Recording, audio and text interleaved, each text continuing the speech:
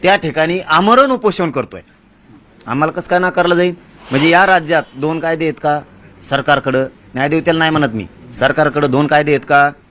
तुम्ही म्हणताल तसंच एक आणि न्यायदेवता म्हणून तसं एक. न्यायदेवतेने तर सांगितलंय तिथं न्यायालयाने की इथं आंदोलनं करू शकतात सामाजिक. तिथंच चाललोय आम्ही. सरकारने किती आडकाठी केली, त्यांच्या जीवावर आले देवेंद्र फडणवीसांचे.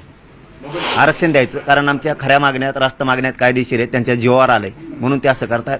आम्ही हटणार नाहीये. न्याय देवता न्याय देणार. तुमच्या वकिलांचा काही सल्ला घेऊन काही सल्ला मसलत आम्हाला आत्ता माहीत झालं तुमच्याकडून.